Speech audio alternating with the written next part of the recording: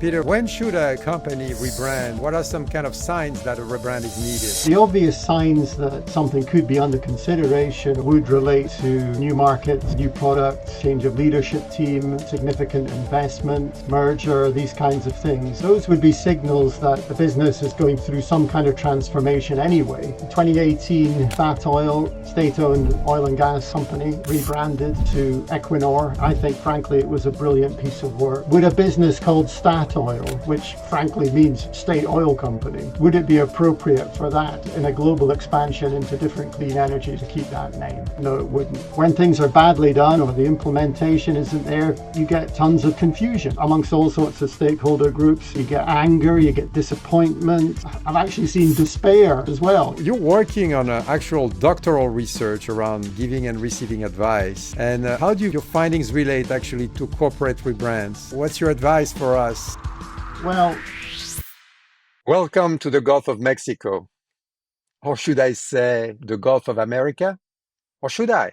On the first day of his second term, President Trump renamed the iconic basin, which straddles 5 US states, several Mexican ones, and Cuba. But don't let all the Gulf of America t-shirts fool you. The change has been far from universally adopted. The Associated Press style guides list both names, which impacts how US media organizations refer to the Gulf. Google Maps call it Gulf of America for US users. Mexico-based users see Gulf of Mexico. The rest of the world see the new names and the one that has been used for almost 400 years. Will your great-great-grandchildren think of Texas and Louisiana as Gulf of America states? Would that GUM acronym you use so often be forever changed to GOA? Or is the Gulf of America merely a symbolic gesture? And what lesson can this teach energy marketers who want to execute a high-quality rebrand and make sure it sticks? If you're having trouble separating fact from fiction, fear no more. The truth about rebrands is out there, and we're going to help you uncover it. Welcome to the HEX-Files Energy Marketing Podcast with me, your host, Arnaud Dasprez. If you want to believe, you've come to the right place.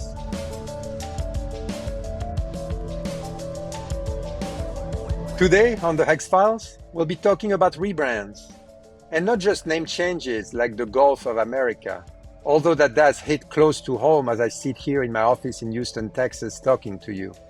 For the purpose of this episode, which focuses on B2B, we'll define a rebrand as changing a company's name or elements of its core identity or both. When executed correctly, a rebrand can be well worth the Herculean effort that goes into it. Just ask SLB. But without internal buy-in, all that energy can quickly go to waste and put you back at square one, stuck with a brand identity and narrative that doesn't reflect who your company is or where you want to go. There's no one better to discuss rebrands with than Peter Lyall, founder of Ascent Advisory Services.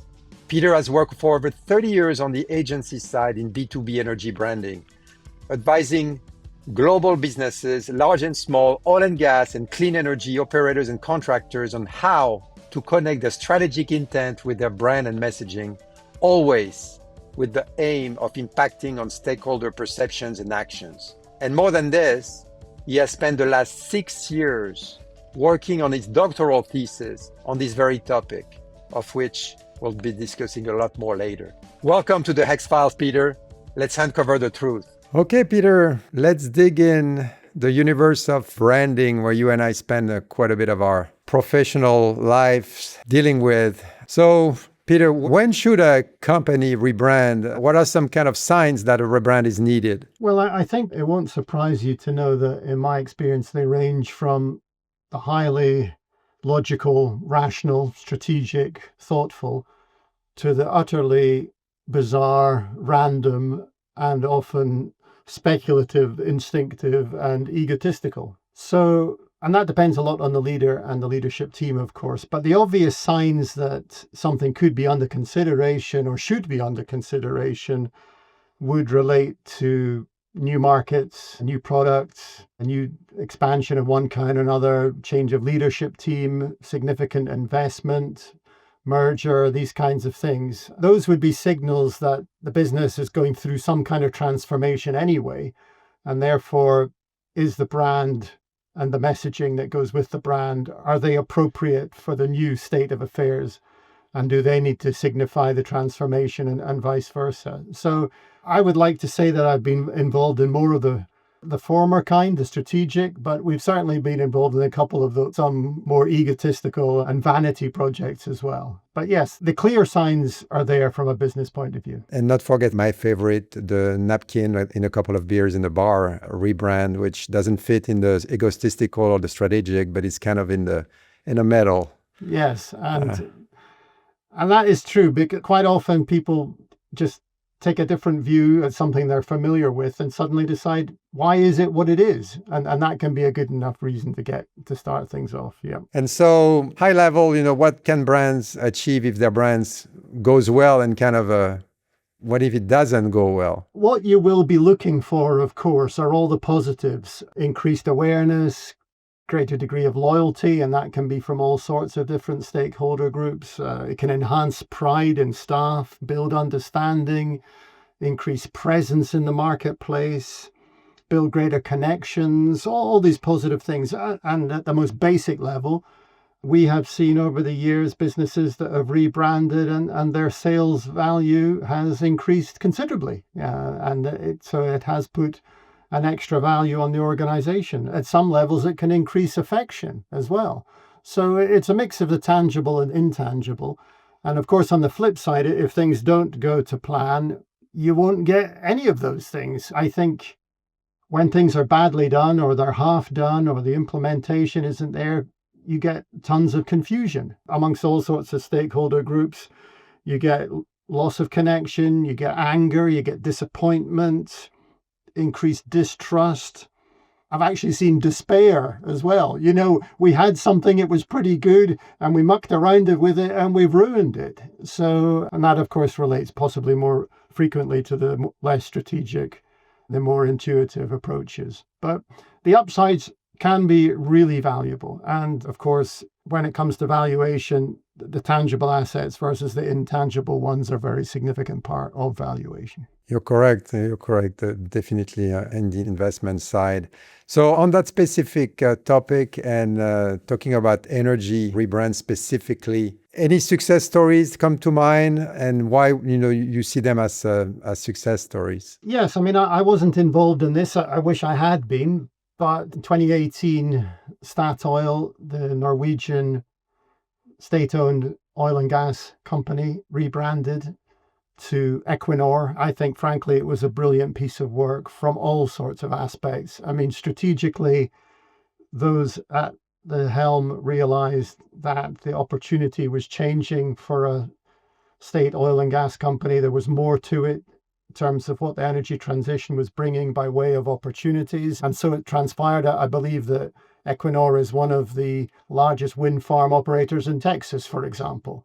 It is, yeah. So with a business called Statoil, which frankly means state oil company, would it be appropriate for that in a global expansion into different clean energies to keep that name? And no, it wouldn't.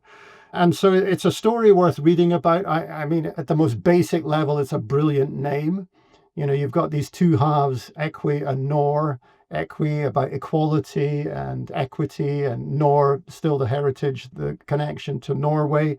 I understand that the leadership team were really on a knife edge as to what to do about this. And it came down to what they quote unquote, an emotional decision. They just felt it was the right thing to do. And that was wonderful. And then, of course, massive global implementation done really well, done really slickly and quickly. So that to me is probably one of the benchmarks in the industry over the last few years. Others that stand out, of course, for different reasons, we'll be familiar with Schlumberger rebranding to SLB, and I think that gathered a degree of cynicism and surprise, but it very much put the marker down that this is a business that's really focused on value, SLB being its ticker on the New York Stock Exchange. You can't get more straightforward than that. We're in the business of making money. I think that was the message there. Personally, I have been involved in a number. I think the one that I enjoyed most was working with Technip before it merged with FMC We created an interim partnership for brand for both parties. It was called Forces. It was done at high speed. It was high powered. There was a lot of senior people involved. A new office had to be created, a new leadership team, a new set of values. And it was done inspirationally. The people that from both FMC and from Technique knew what they were doing and why they wanted to do it. And they were willing and open and they had resources. So that to me was fantastic. Now, the brand didn't last very long because it was the precursor of the full merger between both parties. But that didn't stop it from being a successful piece of work for a short period of time. I think what was quite amusing that came out of the back of that, just by way of anecdote, Technip FMC then split apart again, as you'll probably be familiar. One of the brands that emerged out of that was called Technip Energies. And I discovered the agency that I was working for at the time, we were not asked to pitch for that, although we'd been a partner and supplier to Technip for many years. And the Paris agency that rebranded that element into Technip Energies also at the same time had the account for Total. Total, yeah. Yeah. And what did they rebrand Total? They rebranded it Total Energies. So it was maybe it's create once, use many is often the way but I think it was indicative of the time, which was that both Technip and Total needed to be presenting themselves as energy companies, not just oil and gas companies. So those are some examples which I've been involved in and would consider to be benchmarks one way or another. That's true. And there's a few others that we've seen we got involved in rebranding Houston Mechatronics. That doesn't mean anything to Nauticus Robotics back a few years ago with the actually intention of taking the company public. And there was, and I think that went fairly well. So when we talk about the word rebrand, right, and you mentioned it a second ago, vanity project, that can be superficial, doesn't really drive a ton of value, but how can teams, connect their rebrand to specific, concrete outcomes? And do you see those organizations actually measure the outcome of a rebrand? I have seen one or two measure it, but not in the things that you might consider the main metrics. Brand awareness, no, but in terms of staff satisfaction, that's been the most interesting one, actually, what it has done in B2B marketing. As you well know, organizations of this scale often have far more members of staff than they do customers. Exactly. So it is important. And I've seen measurements done in terms of success factors and outcomes. Of course, it depends an awful lot on what you were planning to do in the first place. If it was, hey, we just need to change the logo a bit because I don't like blue anymore and I'd like red. Okay, fine. You don't need to measure that. You just need to say, well, the boss is now happy, and there you go. It's done. That's an element of measurement. Happiness of the boss. Happiness as the boss is pretty important. Yeah. But on the other hand, if you have some very specific things, referring back to some of those drivers, different investors, different leadership team, different markets, you can lay down some criteria at the start of the project and say, hey, do people in, Malaysia now know who we are? That's pretty straightforward, and you can find that out. I think where there's sometimes things become unstuck is measurement is related to outputs. Did we get 90% of the signage up in all the global locations by the 1st of September? Well, does that matter? Yes, it probably does, but does it matter as much as or more than did we create awareness with the stakeholders that we were trying to do? So I have often been in situations where despite asking, the client is loath to actually put some real success criteria against a project. Yeah, and I've seen also sometime when you're working in some rebrand, but includes like merging a lot of different brands into a master brand and things of that nature. There's some increase of the stock value that you can measure. And you were talking about those type of elements. You've seen that, I'm sure, also. Yes, the brand portfolio strategy projects are the hardest ones. There's no doubt about it, because often they get confused with corporate structure. So if you are a head of a division that happens also to be one particular brand, if that brand is maybe being relegated down the pecking order to become a service line or a service brand rather than, in effect, what it might originally have been, a corporate entity in its own right because of acquisition, you, the business unit leader, might think that you are being demoted because your Yep. brand is being pushed down the hierarchy. So it's very difficult. And I think what is fascinating, you and I both know an awful lot about the toolkits, about how the options do exist for brand hierarchy, but we spend a lot of time creating exceptions to meet particular needs. And that can be quite tricky, definitely. Yeah, everybody has a strong equity, brand equity, and it's like the 2.5 customers that have bought the product over the past 25 years. But lots of ego. Yeah, no, I'm with you. You're working on actual doctoral research around giving and receiving advice. And how do your findings relate actually to corporate rebrands? Tell us a little bit about that. Well, it's a story that is nearly coming to an end, which is quite gratifying because I've been working at this for about 6 years. But 2018, well, roughly the time of the Equinor rebrand, I was beginning to consider the tail end of my career. And a number of things came to light. One was actually the energy transition itself is driven by better utilization of resources. And I had seen it, as I'm sure you had, Arnaud, many times, very poor use of resources in branding projects. Absolutely. Some tangible ones such as time and money and people, but also intangible things like staff motivation, where projects had been initiated and then gone nowhere and people have been left rather downhearted by that. So I was getting to a point of career reflection, and I wanted to think, well, has anything that I have ever done in this space actually been of any particular value to anybody? Has the advice that I've been involved in giving, both as a single consultant and as a member of an agency, has it been adopted? Has it been valuable? Has it actually been of any great worth? So I signed up for a doctoral program at Henley Business School, which is just west of London. It's a beautiful location. And the first thing I had to do was a master's degree in research. And I thought as a practitioner, I knew a bit about research, but I didn't compared with academic standards.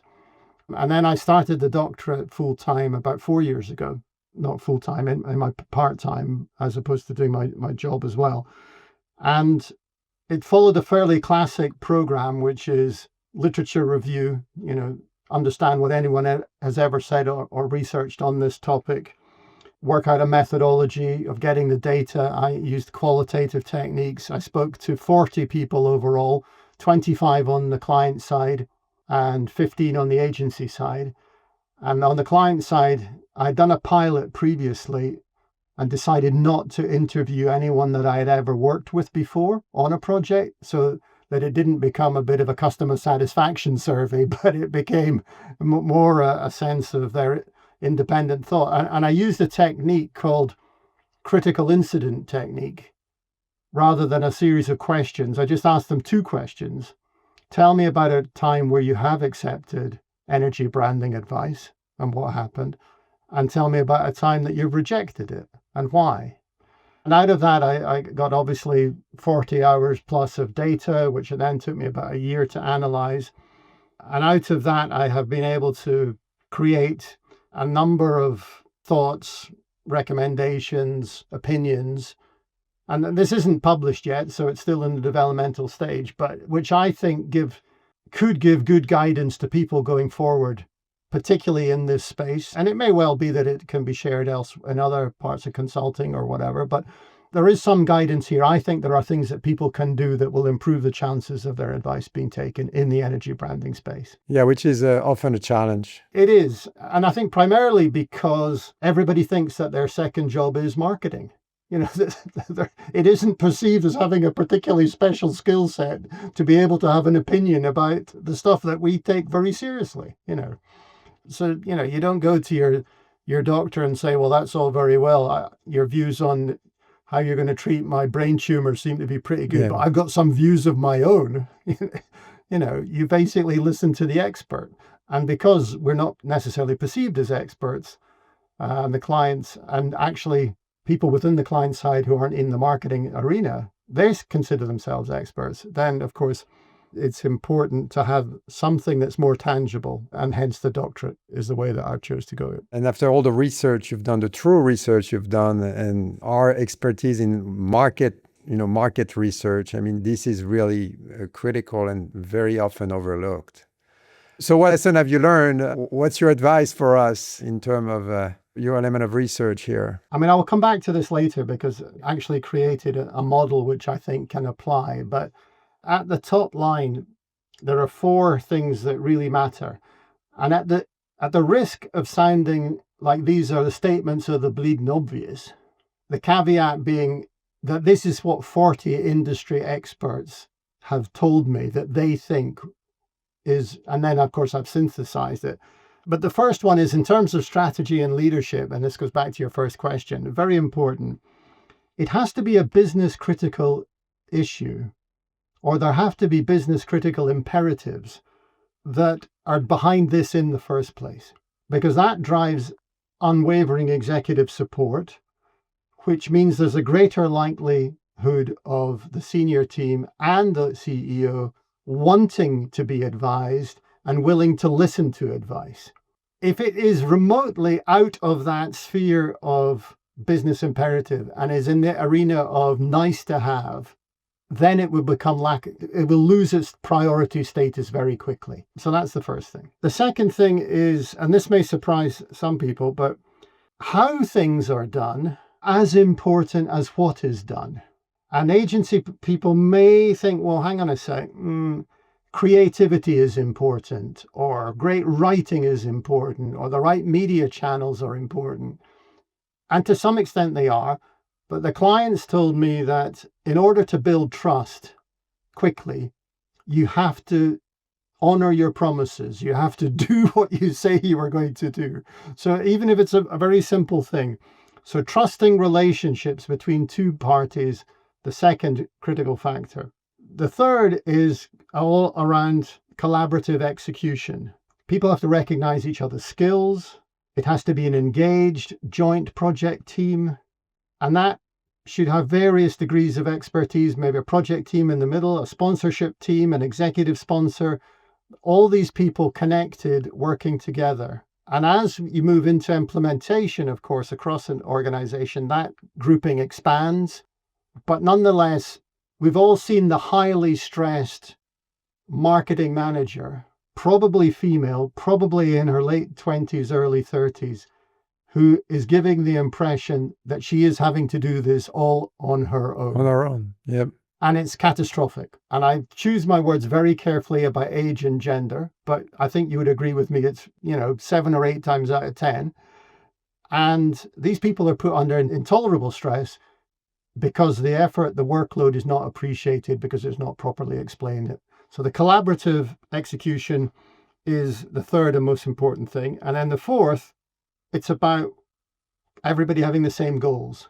And if the agency goals are to make money quickly, that becomes too obvious too soon. Yeah. If the client's goals are just to keep some group of investors happy, that they look as if they've tidied up the logo a bit, not going to work. But if it's a proper alignment of goals to the project and indeed to the relationship, which includes on a one-to-one basis, can I, the agency, make you the client that I deal with, and can I improve your life? Can I make your career stand out? That is going to be a recipe for win-win. So those are the 4 things that really matter and that came out of the research. And I think you're 100% on. I mean, I've seen you were mentioning the marketing manager stress levels. The stress level is getting higher because most often there is not really an executive leadership engagement to the project. It's highly superficial. And so it's a recipe for failure, for disaster. When you see the same with the executive engagement, then you have an empowered marketing manager that actually is highly motivated and actually going to find the resources to actually make this project a success. And on the goals, you're completely right. If you're rebranding for having more leads overnight, that's never going to happen. It's too obvious. There is definitely this whole internal, external kind of goals that need to be really set and, measured to some intent. That's right. And I would say that level of pressure is increasing because people think there is a thing called AI that is going to solve every problem and do everything more quickly. And actually, there are some things that you can't do more quickly. If you've got to repaint a fleet of 22 ships, as Technip had to do, you have to get 22 ships into dry dock to paint them. That's just how long it takes. It can be very tough. And that is why I think agencies have a real advantage over clients, because they can take that load and say, hey, we've got the resources, we've got the expertise, we can do that. Yeah, no, you're completely correct. So, how do we apply your academic research, kind of in our day-to-day jobs? Well, you mentioned the Gulf of Mexico, or is it the Gulf of America? And it actually made me think, being on this side of the Atlantic, we have a stretch of water between your home country and my nation, La Manche, I think you call it. La Manche, yes, yeah, La Manche. We call it the English Channel. I think, with all due respect to the President of the United States, I think he broke all 4 of my rules in the way that he managed that. He does like to have a board, an old-fashioned board, doesn't he, that he puts maps on or lists of countries, or whether they're going to be tariff increases or whatever. But anyway, when he presented that board in the Oval Office with Gulf of America on it, I don't think there was a business critical imperative. I really don't. I don't think there were any trusting relationships involved in that. I don't think there was any collaborative execution. And I don't think there was any particular goal alignment. And of course, some of the respected authorities who standards for media are still using Gulf of Mexico. Google, I believe, is using Gulf of Mexico when it suits those that are searching in Mexico, and those that are in mainland America, they see. So it's messy. And of course, it'll be a bit of habit. It might even be a bit to do with politics. But you'll end up with exactly what you don't want, which is a lack of clarity.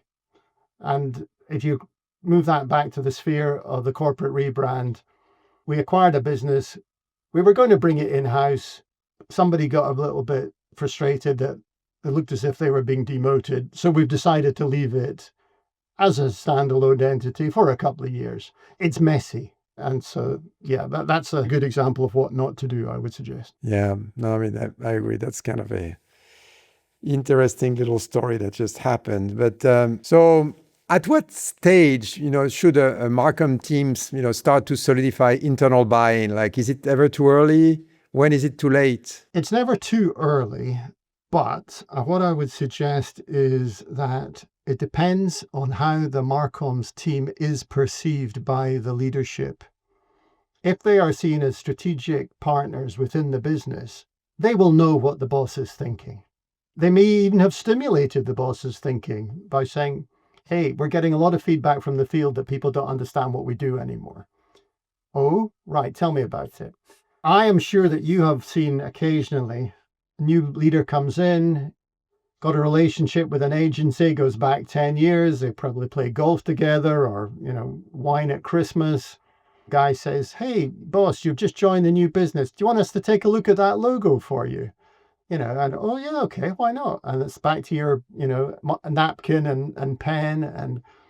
And then about a month or two later, when they're happy, they've come up with something.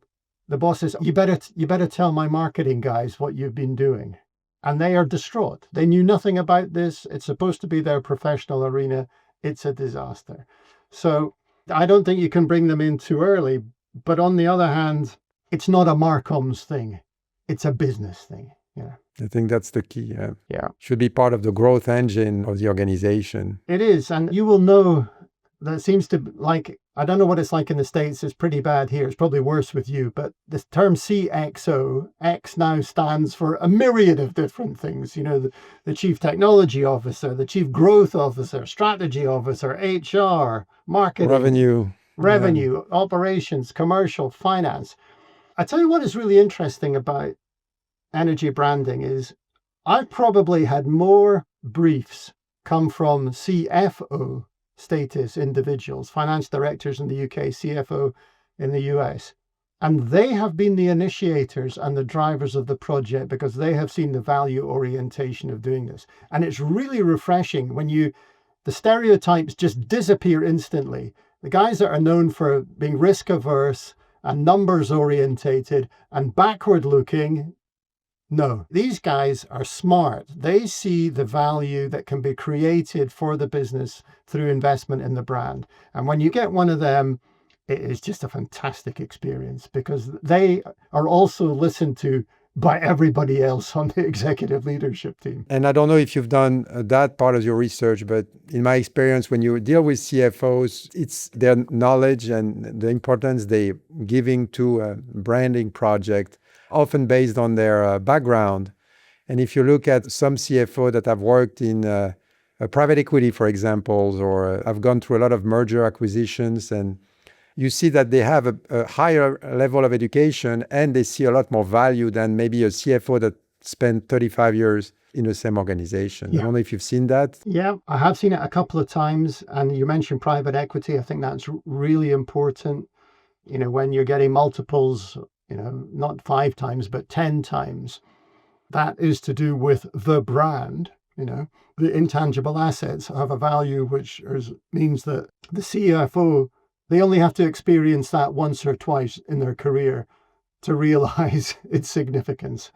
I come from such a different background from these guys. I'm not a finance man, as you know, Arnaud, but they're also very good at actually allowing you to convince them to spend more money in a weird kind of way. You'd think that they'd be pressing down and restricting, but if you've got an enlightened CFO and you've got a good reason why you should invest a bit more, do a bit more research, or, revisit the creative, or you're not happy with the photography, aligned with the marketing executive team, the CFOs listen, so that's one of the positives, I think. So what if a key stakeholder, let's say a CFO, simply won't get behind the effort? Is there a kind of a rebrand, a point of no return? I wish there was, Arnaud. I think this is where it's a real test of agency values here, because if an agency lives by its values, and if things are going badly, and there is obviously a significant impediment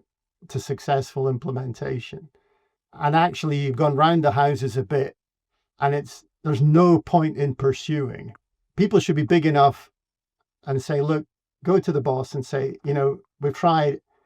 I know this means that we're going to lose 50% of our fees because the project's stopping now, but it's the right thing to do. I don't think we do that. I think we have businesses to run. We need that other 50%.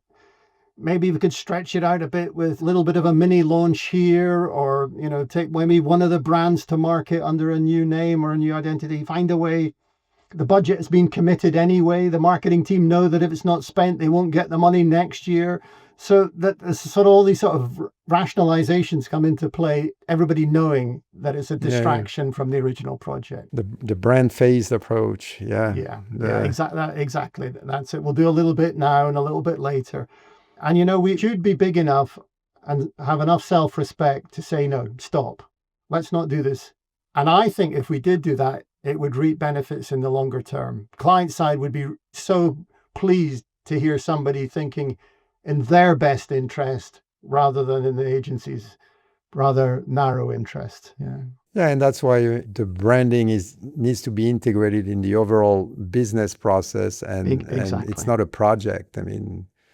Because a project has an end, and then after that, you don't go anywhere. Let's get into some kind of practical recommendations. And so why is internal momentum important for a rebrand, especially in B2B? Yeah. I'm sure you have a few anecdotes or... Well, I learned this, it was from Technip actually, who at the time had 27,000 employees. I think they went up to 42,000 before they split apart again, but they had about 27,000 and they had 160 customers. And these 160 customers, still a lot of people because it wasn't one person, obviously, but these 27,000 people were all advocates and ambassadors for that organization. And whether they were customer facing or not didn't really matter. They were all able to speak to friends and family and colleagues and say, hey, you should come and work at Technique because. So to have an understanding of why the business was changing, what the significance of the design change was, what the significance of the messaging change was, things like vision, mission, values, strapline, these kinds of things, what they meant and why they were important. And indeed, the fact that they had all been in partly responsible for the creation because they'd all been surveyed. There'd been lots of workshops. There'd been a quantitative survey across the business.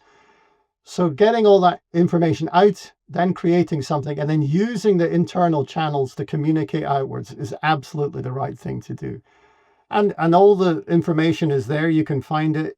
Motivated, informed, inspired people are actually, funnily enough, more likely to do a better job. So, and interact better with their stakeholders. So that, I think, is the critical aspect of why working from the inside out matters. And I'll give you an example of the reverse, which was a business, I won't say who they are, but this is a true story. They decided to tell the market about their rebrand before they told their staff. And this particular individual, who I knew very well, was a sales director. He was working in one of their offices in the Philippines. The company had actually changed its name as well. And he got a phone call from a prospective customer asking, could I speak to whoever's in charge of sales? And he used the new company name. And the guy said, well, wrong number. That's nothing to do with us. And of course, it was that the customer knew more about the rebrand than the member of staff did. Chaos. Yeah. I think in our client base, we spend a lot more time branding internally and pushing that brand internally than we do externally. We have clients that they had a branding initiative coming from the top to communicate something with a core objective was from for the stock market. And then you look at their international footprint, you still have some remote locations where they use a brand that they've abandoned 15 years ago that they still use for all their clients. And I'm not going to say any name either. And then when you talk to their sales force inside, they work in 3 silos. The left side of the company doesn't know what the right side does. And you go one step further, you talk to their clients, large operators across the upstream all the way down to downstream. And they think there are 3 separate companies that they work with. So it's absolutely, and that for me is the use case of really why branding is important and why they should actually follow kind of the rules you mentioned. Yeah. Now, back to another question.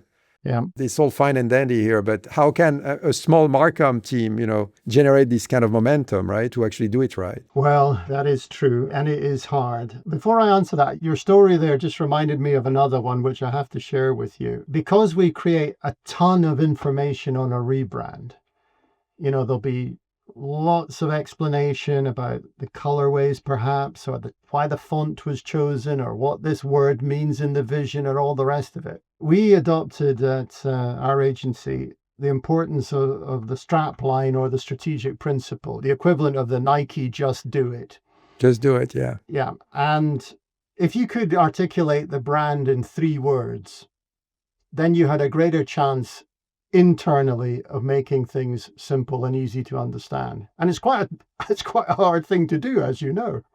There was one particular logistics firm working in the North Sea, serving the oil and gas industry, that we rebranded, came up with the strapline of trust well placed.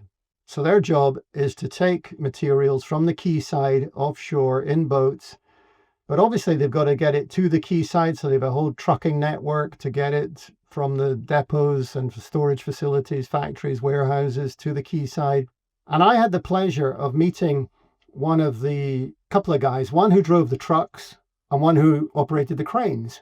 And I was saying to them, I thought I'd take this opportunity to test them on the brand refresh.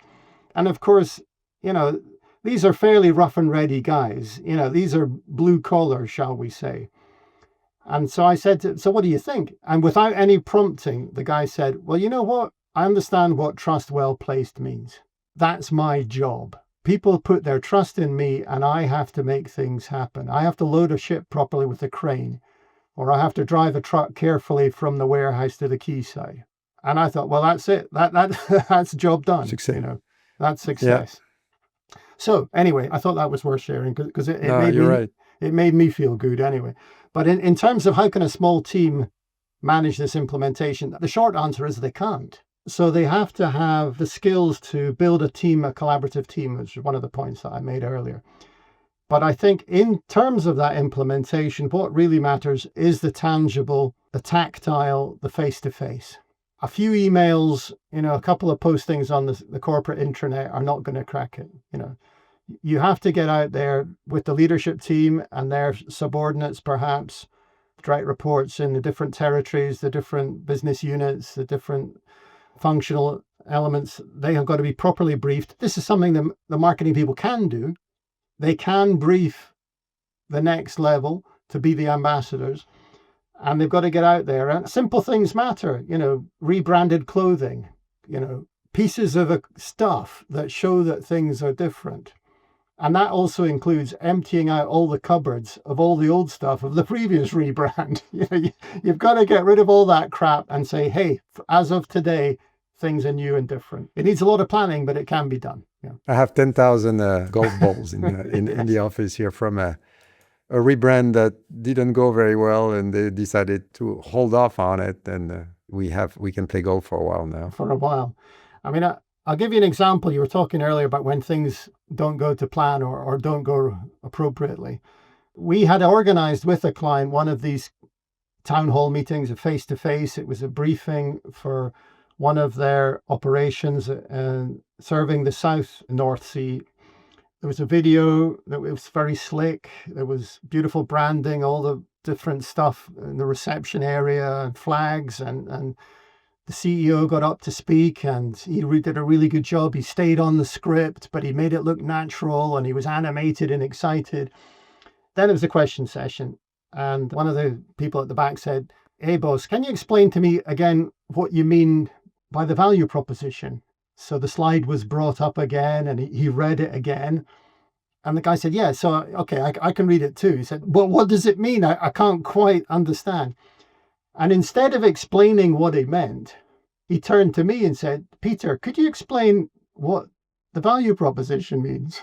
And of course, yes, the agency had created it, but the boss was unable to explain the central pillar of the entire rebrand. And it was just a disaster. It was like, well, what have you been doing? Have you not been paying attention for all the time that we've been creating this, the wordsmithing that's gone on?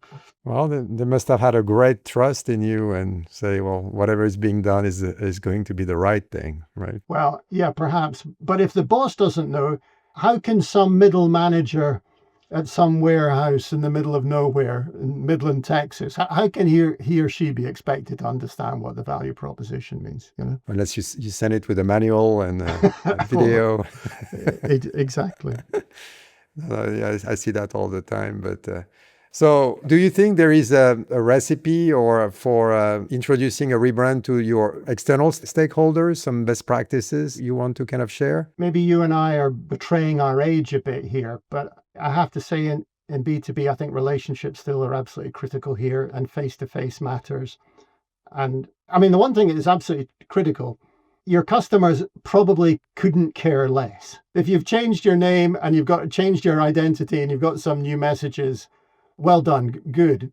But how is this going to make my life better, easier, smoother, cheaper, quicker? If you're going to come and tell me that it's blue instead of red, I'm not really excited. If you're going to come and tell me it's blue instead of red, and as a result, this, that, and the next is going to happen. So this is, I think, where the mistake lies, which is focusing on the event itself rather than the implications for the customer of the event. So that, I think, is really important.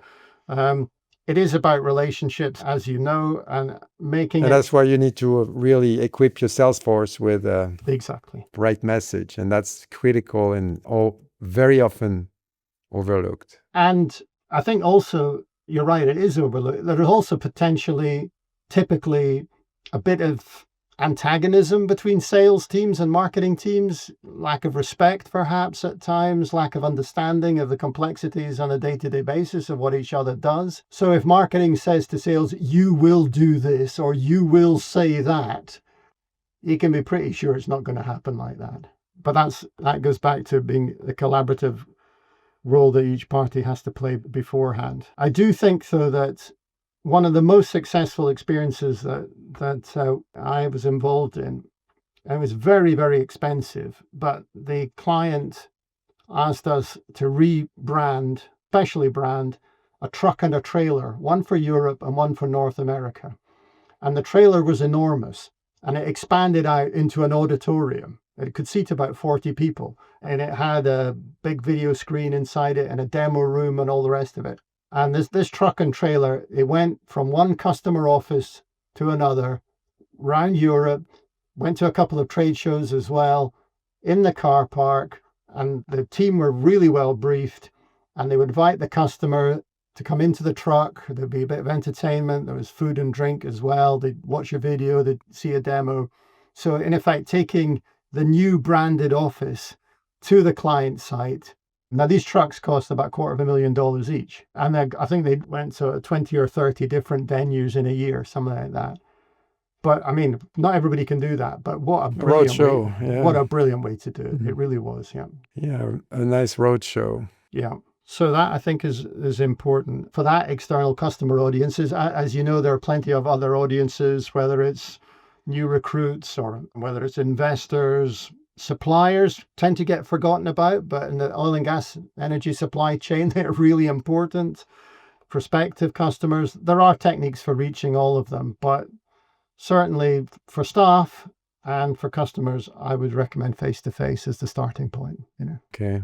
No, I mean, I agree. And that's where there's a lot of this internal communication that needs to take place. Well, we're getting kind of towards the end of our conversation here. We need to start kind of wrapping up a little bit. But any strong takeaways, kind of any other advice for energy and industrial service kind of teams? We are considering a rebrand, but aren't sure how to navigate kind of the overall project or stakeholder buy-in. Well, this is where we get to the crux of my research, Arnaud. And actually, thank you for giving me the opportunity to discuss it. I really appreciate this, particularly as it's not quite complete yet. But I believe that there is a series of events and activities, which is my intent when I publish my research to give this model a name, which are interrelated and which can make things better. The first and most obvious one is, how much time do we spend getting to know the people that we're going to have to work with? So a couple of meetings, a couple of presentations, a kickoff meeting, and that's it. And that reminds me, I don't know if you were there at the last BBN conference, and I was there in Chicago, but there was the CMO of, I don't remember which large organization, that was talking about the fact that they wanted to know which team they were going to work with individually. So they were actually looking at their social media profile, and then the agency was saying the same thing. We want to know who we're working with intimately. I mean, a lot more than, you're right, it's extremely important. It is extremely important because there's going to be close working over a lengthy period of time in quite stressful situations. So the trust element is there. The second thing, and this is why it matters, because you've got a better understanding of each other, you will know how you're going to interact together. And a lot of the research I did was around the balance between confidence and arrogance. The clients want their agencies to be experts. They want them to be confident. But boy, is there a very clear line between confidence and arrogance. A great skill has to be the listening skill. And that's not just verbal listening, but it's understanding body language, understanding nuance, understanding cultural norms and differences. And I've worked in the Middle East, I've worked in the Far East, North America, France, I worked a lot, as I mentioned. There are different signals that you have to be able to pick up. So that interaction of the giver and receiver of advice, very important. Third thing, the requirement itself. Is everybody clear as to what is being what it is that we're actually doing? It seems obvious, but in those 40 interviews, many of the occasions, a lack of clarity was the cause of the product not being accepted or fit for purpose. Went back to people not understanding the remit and not understanding each other. The delivery of the project, obviously solid project management, critical success factors. In that, a tiny little thing, show me progress regularly. Show me things, evidence. Don't go away and say, we'll come back to you in 6 months with a beautiful concept. Show me something. And that was very important. I've talked about obviously involving stakeholders and collaboration in terms of the utilization of the advice. And this was a really interesting, the final point I would make in terms of how does all that enable continued relationships. For agencies, repeat purchase, reduced cost of sale is critical. If I do a good job, the chances are that I'll get to do another job in the future. That's what people think. What was really fascinating about listening to the clients was what constitutes a good job. And actually how the agency behaved, how they managed it, how their honesty, their integrity, their efficiency, their project management skills, that can be remembered much more than what it was that was actually created. Oh, did we come up with a new name? I can't remember. Did we change the logo? I can't remember. Hey, but the people I worked with, they were utterly reliable. They were fun. They were creative. They were imaginative. They were honest. That piece about the relationship success can actually be worth more than the project success. And I think that was really interesting from my perspective. You want to have fun in your job, right? On both sides of the fence. So, and you want to entertain your client that may not be exposed to those type of projects on a regular basis. That is true. I mean, they may do 2 or 3 of those projects in a career, and you and I may have done 2 or 3 in a year. So I'm going to package that up and over the next month or two and get it through the system. But that sequence of events and the interrelationship and of how these things matter and what you can do is what I want to ultimately leave as a contribution, having looked at my career in retrospect and assessed the value. So there we go. So thank you. No, thank you, Peter. I mean, I think that now that we've investigated the truth about rebrand, and especially the rebrand buy-in, which is basically the critical aspect of success, can you tell us where, kind of our listener can go to learn more about you or to reach out to you? I can give you an email address. I haven't got a website yet to do with the product, but it is my intention out of the back of the research to make it available, not just in the academic world, but obviously in the practical and commercial world as well. But people can reach me at peter@ascentadvisory.co.uk. That's ASCENTADVISORY.co.uk. And I'd be more than happy to listen to any question.